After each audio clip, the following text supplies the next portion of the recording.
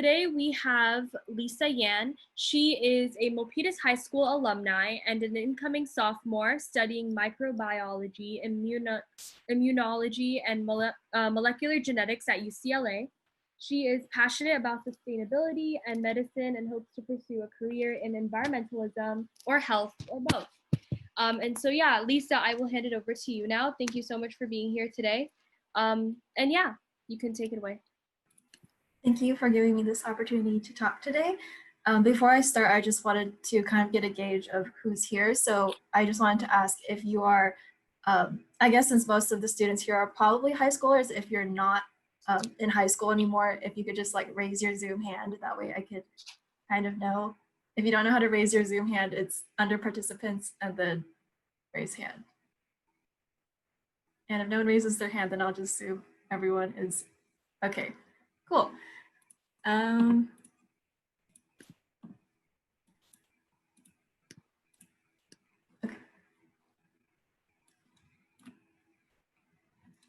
So I would like to start today's talk by posing a question.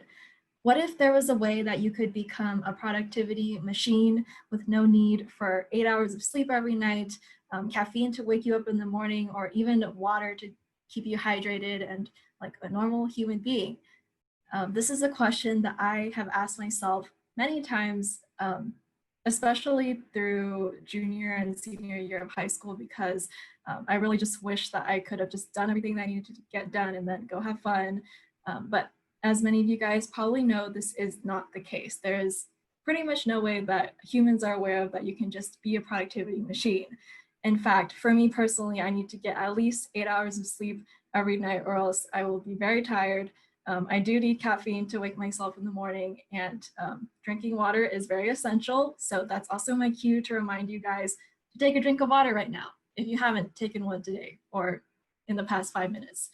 And yeah, so today I'm just gonna go over how I got into productivity, what my journey at UCLA has been like, and some tips that will hopefully be able to help you on your journey through high school and college. So first off, I'm going to start talking about my journey and how did I end up here at this very moment, talking to all of you wonderful people about my experiences. So some background about me. I don't know if you guys are able to kind of relate to this, and if you don't, then that's great. But I come from a traditionally strict Asian household in which grades are really important, and I had the privilege of having two college educated parents, and so they both really emphasized getting good grades, getting to good college, being able to secure like a financially secure job. And so this obviously led to a lot of competitiveness for me to compare myself with my peers and to make sure that I was performing at the highest level possible. And so I remember something that my mom would say a lot when I was younger was, don't compare yourself to the bad people, compare yourself to the good people. And obviously as like a middle schooler or whatever, I was like, why can't you just not compare me at all? Like that would be great. I just want to be seen for my own accomplishments. However, just because my parents are immigrants from China and they kind of grew up in this environment where being competitive is necessary, they didn't really understand that. And so that competitiveness also kind of was ingrained into my mind. And this competitiveness in turn led for me to have very high standards, both for myself and for other people even sometimes. And while having high standards is like a good thing at times, like it makes me produce products that I'm really proud of, allows me to put in a lot of effort into that I really care about, get the best outcome. It wasn't always the best for my mental health or physical health. And that's kind of what led me to this journey of self-care and learning more about how I can help myself be more productive. That way I can then go take breaks and go do fun things that I'm sure everybody wants to do. Now I'm going to kind of talk about my high school journey. Just a disclaimer that I kind of, once you like enter college, you kind of forget what it's like to be a high schooler. For sure, I do remember being extremely stressed out and not sleeping enough, the usual high school things. But I'm just going to kind of talk about what I did in high school if you're interested. So I would say that marching band was the number one most formative activity that I took part of, basically like almost in my entire life. Funny story, I didn't actually intend to join marching band when I was an incoming freshman. I wasn't in band in middle school due to like some scheduling things. Um, and my mom was kind of like, go do marching band, like it'll look really good on college apps and you'll have lots of fun. And I didn't want to do marching band at all. I actually wanted to do theater. And my mom was like, no, you're going to do it. And so I went into band camp the first week and I didn't know what was going on. I didn't know anyone. And I picked up the trumpet like the very first day because I had played flute before. And I auditioned to join the marching band at the end of the week. And I could like play like one note and the music director was like, you haven't played this before. And I was like, nope. And yeah, but eventually I went on to become the drum major, which if you guys don't know what that is, it's kind of like the president of the marching band in a way. And that was a really special experience for me because I got to learn a lot about music as well as leadership, conflict resolution, and just like general interpersonal skills that I feel have really served me to this day. And then the second thing that I was also involved in was my school's Science Olympiad team. And this was more for my career interests because going to high school, I knew that I wanted to do something in the science field, but I wasn't sure exactly what. And so joining Science Olympiad allowed me to kind of explore like the different fields of science. And I really got to learn that I'm interested in environmental sciences, as well as microbiology, epidemiology, and just like that side of science. So if you're not sure what you want to do in high school and beyond high school, you should join clubs like these to kind of further your interests. And then lastly, I was involved in some volunteer clubs like Key Club and Red Cross. And while this wasn't really something that I would say like was a big part of my high school experience, I think it's really important to get involved in like service clubs because it allows you to learn what kinds of service you really enjoy doing. So for me, I found out that I really like volunteering at food banks and not like those charity runs that you might see different clubs volunteering at. And there was actually one experience in particular that really stuck out to me. It was like my sophomore year of high school and I was volunteering at a food bank. And this like old Chinese grandma had walked in and she didn't really know how to speak English and she wanted to get some food and people were like, we don't know how to speak in here, like can you speak English to her? And so I was like, oh, I can speak Mandarin, and I kind of helped her be able to figure out like what she needed and then communicate that with the other volunteers to get her what she needed. And it just felt really special to me and it made me really want to get more and more involved in my community. In terms of grades, again, because of my traditionally like strict Asian background, I took a very rigorous course load, like AP Calc, AP Chemistry, AP Biology, the whole lot. It was a very fun time trying to juggle all of those classes, but I was very stressed out again. And then going on to talk about my experiences at UCLA. Again, I am going to be an incoming sophomore, so I haven't really experienced everything that there is to know about UCLA. But one experience in particular I did have is with an organization called Medical Aid Initiative. And another funny story about this is that I hadn't actually intended to join this club. I was actually walking out of the club fair and someone just randomly handed me a flyer and they're like, join my club. And I was like, okay. And so I walked back to my dorm, just like sifting through the flyers, and I found the flyer for Medical Aid Initiative. And I was like, wow, this is perfect for me because it was a combination of environmentalism and medicine and like reducing medical waste. And then I remember being super stressed out because I had to interview to get into the club. And I was like, what shoes do I wear? What clothing do I wear? Like, what should I say? And obviously, eventually I did get accepted, and it ended up being like one of my favorite parts about being at UCLA. So the takeaway from this story is just like take those random flyers that people hand you because you might like see something that you're really, really interested in that you would not have seen if you hadn't taken that chance. And then again, this club combined the two things I'm really interested in, which is environmentalism and medicine. So again, I developed my interest in environmentalism through Science Olympiad, and it led me to gain an interest in the environmental health sciences and public health. So I am possibly considering pursuing like a master's degree in public health or community health.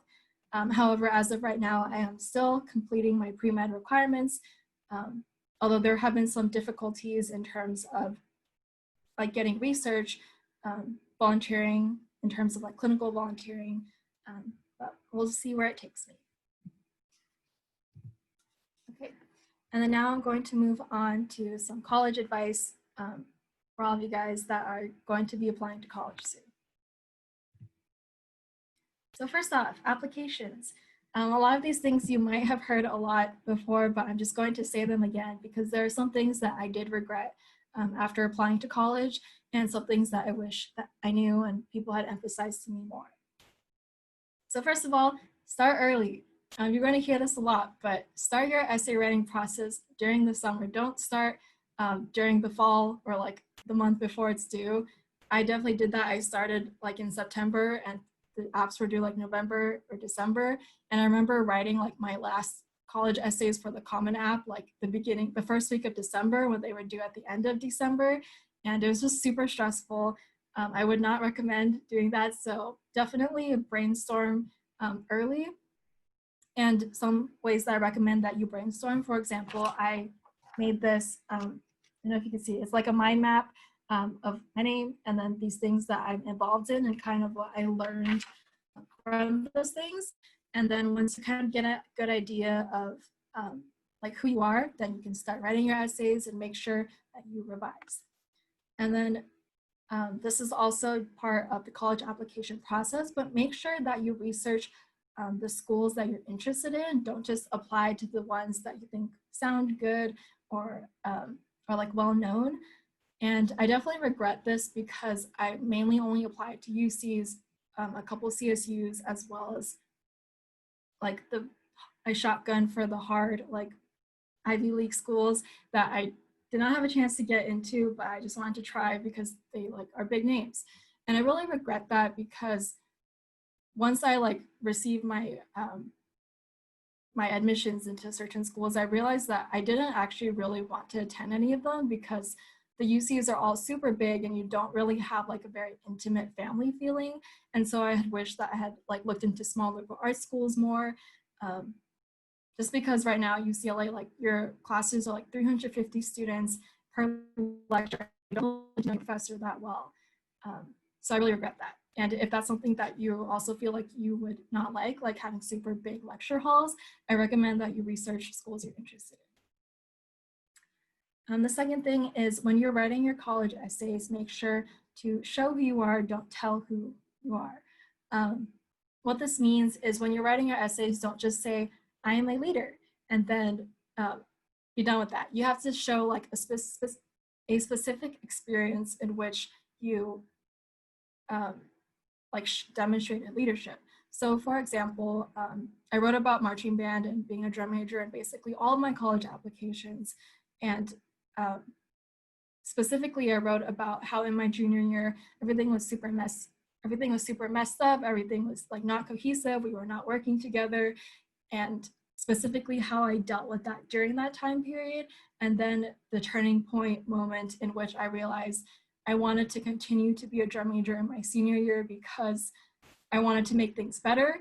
And then I gave some examples of how in senior year I was able to like make the section leader team like more cohesive and the different things that I did.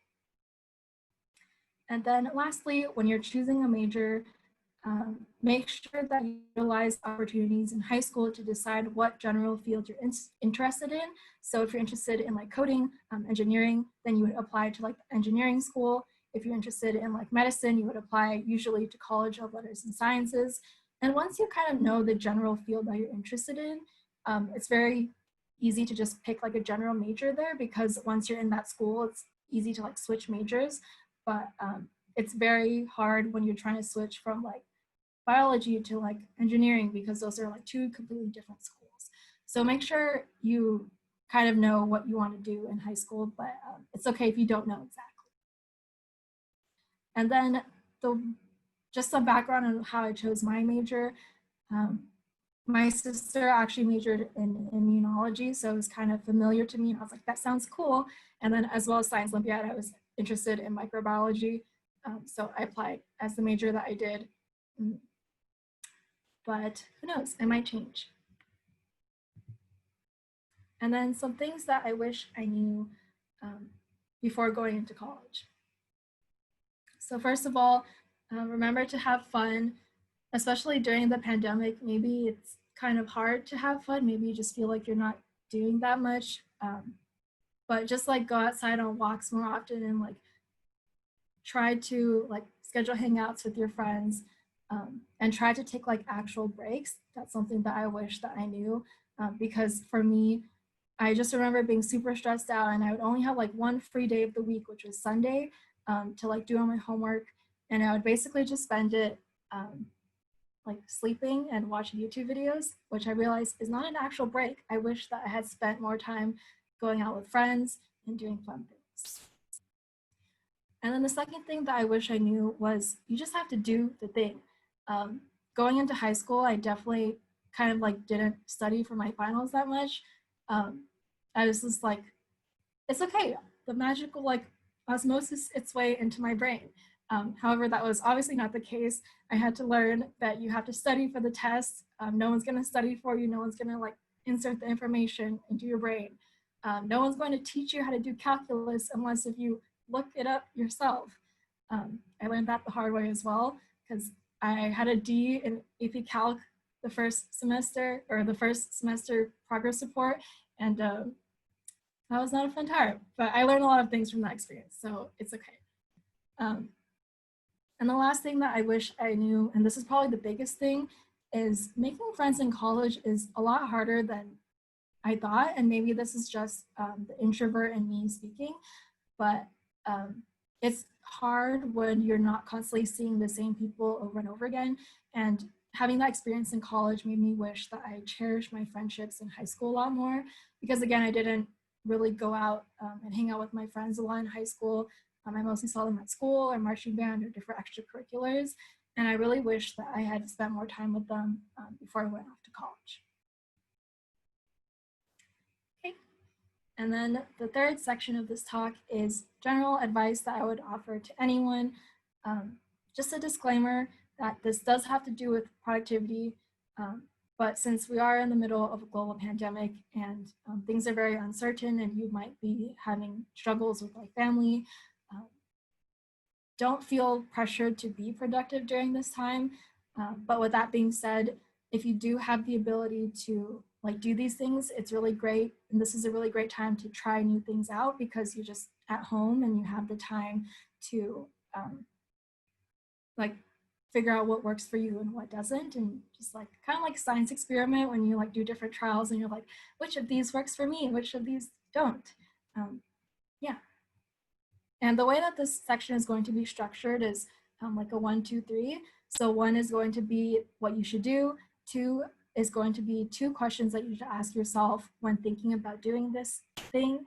And then 3 are 3 action items that you can do right now or as soon as you get off this talk to make your life better. So first off, take initiative. This has a story. When I was in 8th grade and I was part of like the ASB, some guy who I don't remember at all, like he was an entrepreneur and like trying to get clients or something, and he was talking about taking initiative. And I remember like halfway through his talk, he asked the class, how many of you guys are taking notes? And obviously no one raised their hands because we were like 7th and 8th graders and we're like, why would we take notes? And he was like, maybe some of this information will be really useful to you. Like, it's just nice to write things down. You never know when you might need to refer back to them again. And so that's something that's really stuck with me to this day, just that one specific scenario for some reason. And it reminds me to do things even if you're doing them alone initially. And the 2 questions that you should ask yourself when you're thinking about taking initiative is, how would I feel in their shoes and why is no one else doing anything? So specifically, the first question refers specifically to like when you're sitting in a classroom or you're sitting in a Zoom call and the teacher, whoever asks a question and no one is answering the question. It's just awkward silence. No one's talking. Everyone's just staring at the teacher. And I've been that teacher like many times, especially in Science Olympiad. And it's very awkward. You want someone to answer the question or else you have to answer your own question. And you're like, this is terrible. So just put yourself in their shoes and just think about, if you know the answer, like just say it, because someone else is probably waiting for you to make the first move as well. And so 3 things that you can do right now, as soon as you get off this talk: be the first one to speak in a Zoom room. Actually, this can apply right now on this talk. So during the Q&A session, if you want to unmute your mic, be the first one to speak. So I'm not the only one talking this whole time. The second thing you can do is be the first one to suggest a Zoom hangout. So obviously during the pandemic, you're not going to see your friends in person as often, and it's hard to keep in contact virtually. So maybe just like hit up some of your friends and be like, hey, do you guys want to call tonight? And chances are there will be at least 1 or 2 people who are free, and you guys can kind of just check in on each other. And that's just something really great to do, just like socialize, you know? And someone else is probably waiting for you to make that first move, so just do it.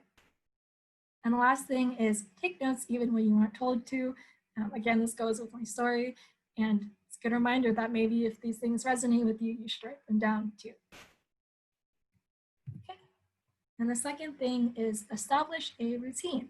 This is something that I am super, super, super, super passionate about. And it's figuring out what time management works for you. And this is great to figure out during the pandemic because you have so much time, you're at home basically by yourself with your family, and you have the freedom to really schedule what you want to do during the day. And this is like even more true when you go into college, because then you have the freedom to schedule what classes you want at what time and what to do with the rest of the time when you're not in class. So for example, for me, I didn't have class until 3 p.m. on Mondays and Fridays. And that was just my one class on Mondays and Fridays, 3 to 4. And the rest of the day, I could figure out what I wanted to do. I could wake up at 8, I could wake up at 10, go to the gym, I could go to the library, just a lot of different things that I could do. And I found that establishing a routine for those days was the best way to make sure that I didn't just waste them away. And so 2 questions that you should ask yourself when trying to establish a routine are, how much sleep do I need and what morning and night habits will help me? So the first question, as I have mentioned, I require at least 8 hours of sleep. And when I was at UCLA, I established the sleep schedule where I would be asleep pretty much by 12:30, and then I would set my alarm for 8:30. So that would be like the perfect sleep time for me. But if you work well sleeping at 2 a.m. and waking up at 10 a.m., do it. No one's going to stop you. I just find that personally for me, waking up at 8 helps me get my day started. And then in terms of morning and night habits that help me, for me, the morning habits that I have to do to make me like productive or whatever during the day, I have to wake up, brush my teeth, wash my face. I have to do that. Make my bed and then change out of my sleeping clothes, or else I'm just going to be a blob for the rest of the day. And sometimes when I don't change out my sleeping clothes, I do intentionally because I know that I'm not going to do work for the day. But yeah. And then 3 things that you could do right now are, 1, write down the schedule for each day. So for example, here I have my bullet journal. I have like, I don't know if you guys can see, but like the times from like 8 to 9 p.m. And then the things I plan to do, what time I have class, what time I have events, and then just like scheduling what I'm going to eat and stuff like that. And it's just really helpful to have something like that, whether it be like you write it down or on Google Calendar. You don't have to follow it to a T, but it's just nice to fall back on something. And then when you feel like you're not being productive, just look back on it and be like, oh, I was planning to do this at this time. And it's really helpful. And then secondly, stick to a consistent sleep schedule. Obviously during the pandemic, again, this might not be as applicable, especially if you just graduated. You might be like sleeping at like 4 a.m. and waking up about 2 p.m. That's fine because you just graduated and you should be having fun. But like once you have to start doing work again, it's nice to have a consistent sleep schedule because your body operates in a normal circadian rhythm. And if you don't kind of like allow your body to know what you're doing, it's going to be like, why am I awake at 8 a.m. when I'm usually asleep right now? So yeah. And then lastly, take breaks. Make sure if you need to schedule in those breaks, do it. So I know after this, I'm probably gonna, actually not after this, but I'm going to watch K-drama tonight or something. And that's like my break for like a long day of doing work and stuff. And the last thing is communicate. This is something that I have really learned a lot about during this quarantine. And specifically, it's about listening to other people and really truly listening, as opposed to when you're having a conversation. Especially this applies to when you're talking to people like on a call or in person. It's really easy to just like kind of half-heartedly hear what other people are saying. But you really just need to take the time to understand what they mean, and don't just try to change the subject if you're not interested, because maybe it's really important to them. And so 2 questions that you should ask yourself when communicating is, how do I want to be treated when I'm stressed out? And where have I seen good communication? So this refers specifically to like when you're trying to seek help from a friend and you like want them to affirm your actions and you want them to say, yes, you're doing the right thing. And if you do have friends like that in your life and you've seen them like affirm you in ways that make you feel good about where you are, you want to try to mimic that and do the same for your friends as well. And this is also super important during the pandemic to check in on our friends because, again, we're not seeing them every day. It's hard to know exactly what they're going through at home. And then the 3 things that you could do right now is 1, reach out to your friends to schedule a call or hangout. 2, learn how to set and express boundaries. So if you don't know what boundaries really are, they're things that you're not willing to compromise for other people. So for example, if you don't want people talking about your weight, you have to specifically say like, please don't make fun of my weight, or I'm not really comfortable with you saying this, and make sure you stick to it. And then lastly, express gratitude for people who listen to you. So this is actually, I would say, one of the pretty easy ones. So maybe write this down, make sure you do it after this, because it's nice to be thanked for being a good friend and be thankful for other people who are in your life, who bring meaning to your life.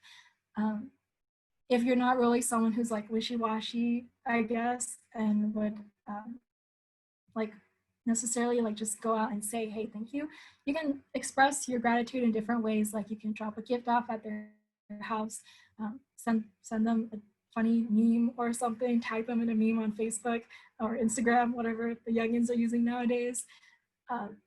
But yeah, it's just something super easy to do. I highly recommend you do it. It makes someone's day.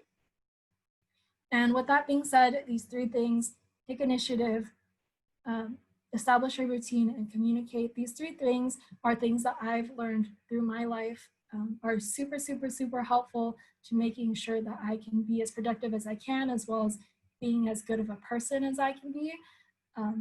With that being said, my 34-year-old cousin in China once said to me, you don't really know what these things are like until you actually have to do them yourself. So these are just some things that I wish people had told me earlier.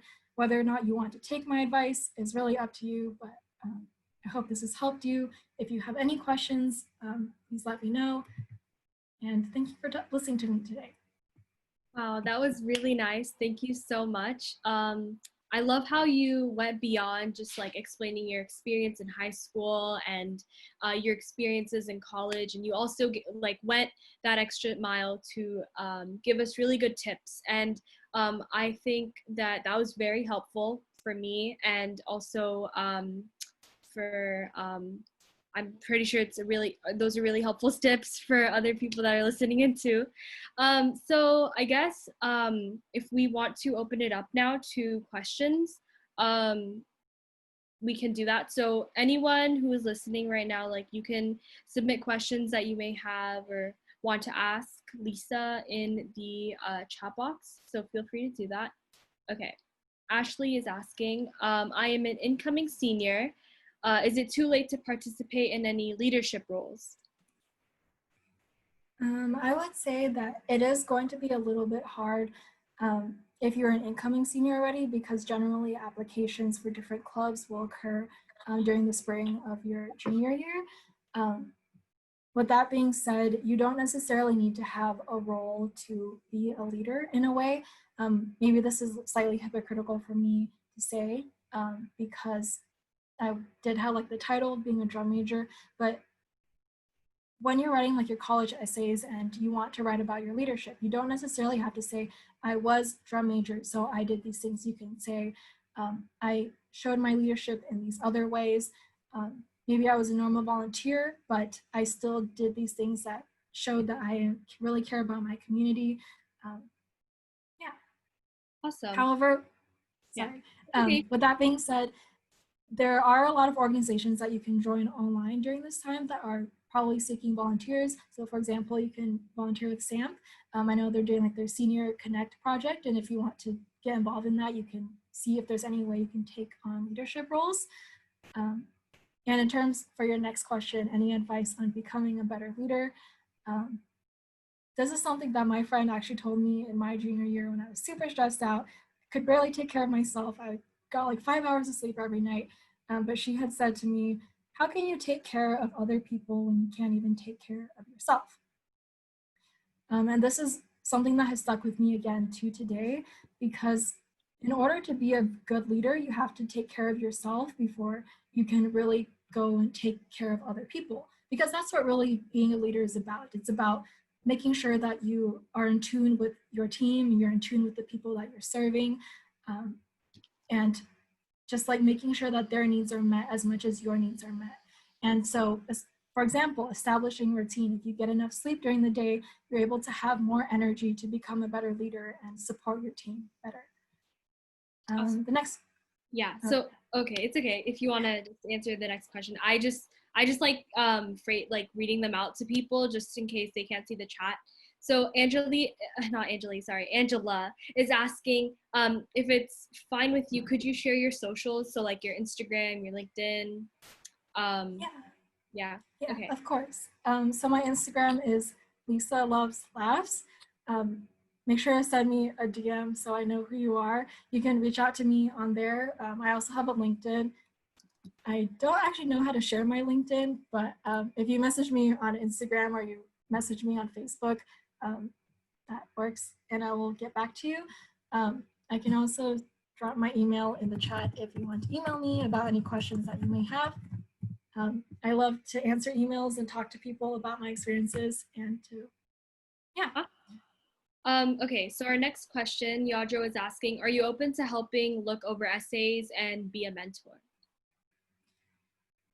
It depends. Okay, maybe Yadro can like specify, like. Yeah, like specifically, like in what way be a mentor? Okay, yeah. So I guess we can wait while we're waiting for him to respond to that. Sathvika is asking, she is also interested in public health. What extracurriculars have helped you explore the public health field in college and high school? So personally in high school, I didn't really know like what public health was, and it wasn't until I got to college and I joined this organization, Medical Aid Initiative, that kind of helped me get a better understanding of what it means to be involved in the public health field. Unfortunately, I don't really know of that many like opportunities in high school. I would just say that if you're interested, try to look up different classes online, or something that Valerie Lamb had suggested yesterday is to connect with public health officials on LinkedIn, and many of them are probably willing to share their stories with you about their experiences in the public health field. I did take a class spring quarter called Environmental Health Sciences, and that was also like a really good intro for me. So if you do have the chance to like take those kinds of classes, apply to a public health minor or something like that, it'd be really helpful. But again, for high schoolers, I don't really know what opportunities are available. Okay. So back to Yadro's question, I think he didn't want to include the mentor part. So just, are you open to helping look over essays, I guess? Yes. Just shoot me an email, let me know. Um, Not like, don't send me all of them because I'm kind of lazy sometimes. Um, but yeah, if you just want to send me an email or something like that, I can give them a quick look over and give my 2 cents. Awesome. What fun things are there to do at college? Um, I guess it's a little bit different because we're at home now. For me personally, I'm not really like a big party goer. I'm more of like, again, I'm kind of an introvert, so I prefer to like stay in my dorm and like kind of chat with friends. Um, but personally, the fun things that I found since I go to UCLA, the beach is really close by. I really enjoy going to the beach with friends. There's a lot of cool like little coffee shops in LA that I enjoyed going to like study in and like have conversations with my friends at. Um, Going out to eat with my friends, obviously everyone loves to do that. Um, and yeah, I think just kind of like the same things that you do in high school, except you have more freedom and you can go other places. Yeah. Okay, nice. So while we're waiting for more people to submit their questions, I guess like a general question we've seen in other sessions is why did you choose UCLA over like the other colleges that you got into? Yeah. So again, this is the part where I tell you guys to really research what kinds of schools you're interested in. Because I didn't really do that. I kind of just applied to all of the UCs and I was like, whichever one takes me, you'll go to because the UCs are like really good schools. Um, so out of the UCs that I applied to, I got into UCLA and I chose UCLA specifically because one, it is kind of for the name because UCLA graduates tend to have an easier like way or easier time like finding jobs and getting into like grad school and stuff. However, additionally, they do have a pretty good like pre-med kind of program there, like a strong biology department there. With that being said, the pre-med competition is competitive at times because like more than 50%, not more than 50%, but like a large majority of um, the biology majors are pre-med and there's a lot of bio majors there. Um, but yeah, just figure out like what kind of needs you have and then try to research colleges based on that. Okay, nice. So Aruna is asking, what was the reason you picked your major versus any other science major?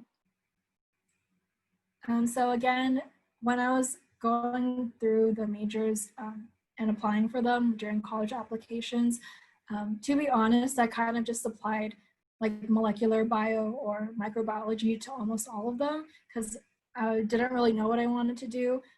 I applied microbiology specifically because of Science Olympiad, and as well as my sister had majored in something similar, so it was familiar to me.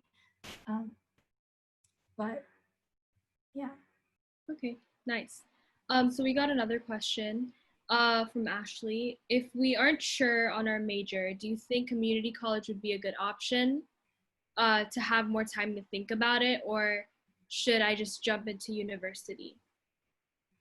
Yes, this is a great question. I'm glad you asked.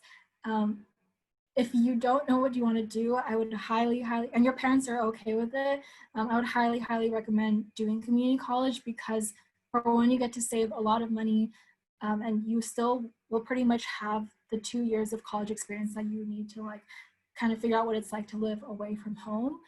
Um, for me personally, I didn't go that route a little bit because of my like family background and just wanting to go to like a four-year college immediately. But if you're considering community college, it is a really great option. And to plug, my friend Harpreet, who will be attending UCLA in the coming fall quarter, will actually be giving a talk this Sunday about her experiences as a one-year community college transfer. So if you're interested in learning more about that, definitely go to her talk. She'll give a lot of tips about community college and why it's a good choice and why she chose it specifically. Yep. Harpreet session is on Sunday, and for everyone that's listening, yeah, please feel free to join. Um, and yeah, thank you for that answer. And okay, so we got another question. What do you want to be once you're done with all your schooling? So currently right now I am still on the pre-med track. So I do hope to go to med school and become some kind of general medicine practitioner. With that being said, it is still subject to change. I am considering like grad school for environmental health or public health or just things of that sort. Actually, I made this other mind map. I don't know if you guys can see. I really like mind maps for some reason, but Bullet journals are beautiful. Like I saw and it was really nice and pretty.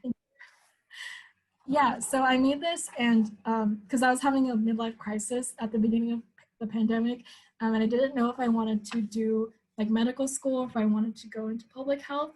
Um, and so the reason why I'm currently set on medical school is because for public health, I feel like it's a lot more focused on like public policy and like how to make your community as a whole be better. And I, especially with the pandemic, as you guys have probably seen, Trump does not listen to scientific advisors. And I feel like I would just get really frustrated trying to tell people that they need to change, but they don't change. So I feel like I would be better off like directly helping people through medicine and being like a doctor. But that's just my 2 cents. And yeah, that's my path right now. Nice. I guess another question I have is not like your career related stuff, but like your bullet journaling and stuff like that. So how did you like get into that, and like how did you learn how to do calligraphy and things like that? Yeah, so I think it was like junior year summer.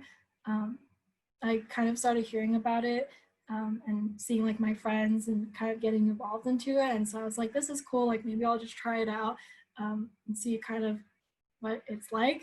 And actually, I have my very first bullet journal right here. This journal is from China, and I was like, it's really pretty, so I'm just going to use it. And back then, it was bare bones, just like what I had to do every day. And I just found out that I really prefer bullet journaling as opposed to like your normal planner because you have a lot more flexibility with it. And just like through a lot of practice and looking at other people's bullet journals, I've really come to enjoy using it as an organizational method. And it's just really nice to be able to like look back and see like what you've done over the years and what you've accomplished. So for example, I have like a list of the books that I've read this year, some recipes that I know, and it's just really nice to have one place where everything's written down. Awesome. All right, so I don't think I don't see any more questions in the chat. So I think since we have around like 10 minutes left, I'll just go over like a really quick thing. So this session was recorded, and I just wanted to double check with you. Are you okay with that? Like, Yes. okay, awesome. So we have a YouTube channel, and we'll be posting our sessions. We've already posted some of them. So yeah, like if you or just if you want to forward that link, I'll email it to you afterwards. And if anyone listening, if you know like someone who wanted to attend but couldn't make it, or if you joined later and if you want to catch up, then feel free to subscribe to our YouTube channel and watch those videos and share the links. Okay, Aruna is asking, how is environmental health different from public health? I would say there isn't really like one decided answer on how they're different. Even the professor that I had kind of said that for environmental health, there's a lot of different like definitions of what it means. So some people think it's like how humans interact with the environment and like how that is important. And then other people think it's like the idea of one health where the environment and humans are like the same thing and stuff. But I think the main difference is environmental health kind of goes under public health. Public health is more general of like what's going on in the community, and environmental health is specifically like toxicology and like the chemicals and like all that fun stuff. Okay, nice. And so we got another question. So Yadra's asking, I know stats aren't everything, but if you want, could you go over your general stat? Okay. For my, I would say, first of all, as much as I want to say that like your grades and your stats and everything are important, they do play a pretty big role. in your college application process. With that being said, again, I think UCs are phasing out SAT, so I don't know how relevant this is to you guys anymore. But SAT, I scored a 1500 out of 1600, and then SAT2, I took 3 of them.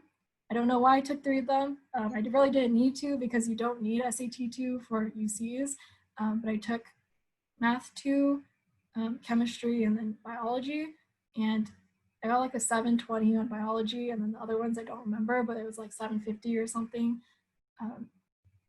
And then APs, there's a lot of them. So I guess, I don't know, just like passing, that's what you need to know. Just pass your APs. Yeah, and then GPA, I'm not really comfortable sharing that here, but if you want to know, if you really, really want to know, you can message me privately. That's okay. Thank you so much for sharing the other stats though. So yeah, what, I don't think I think you went over this, but I don't think I caught it. What other like campuses or what other colleges did you apply to? Like, did you apply to any out of state? Yeah, primarily I did apply to like the Ivy Leagues. So like Brown, Yale. I did apply to Stanford. I was considering applying to, I forgot the name of the school, but it's like a small liberal arts college in SoCal, the Harvey Mudd College. But in the end, I didn't end up applying because I realized they're more focused on like engineering and I wanted to do biology. But yeah, that's why I ended up going to UCLA. Oh, nice. So how do you like figure out what school is like focused on certain programs? Like, how did you do your research into your schools for like, yeah, collecting your list? I think generally, so my sister actually told me that for undergrad, it doesn't really matter that much because for the most part, like the quality of education is going to be about the same, like no matter where you go. And even though I did say like UCLA does have like a strong biology department, it is largely because they're very well known for like having a lot of pre-meds and a lot of like good research opportunities. And I think that's something more specific that you can look into, which is like what type of research does your school focus on. So UCLA like has a lot of like biological like, discoveries, and that's why they're so high ranked because there's a lot of good research labs to get involved in. And then if you just like scour the internet for general like information about like which schools are good for biology or something like that, a lot of them will come up. Nice. Okay, awesome. So it looks like we don't have any more questions in the chat box. So then I think we're set. Thank you so much once again for being here and speaking with us and yeah, taking time out of your day to do this. Thank you so much. SAMP greatly appreciates it. And I hope you have a wonderful rest of the day. And yeah, all right, I'll end the meeting. Thank you. Thank you. Bye-bye.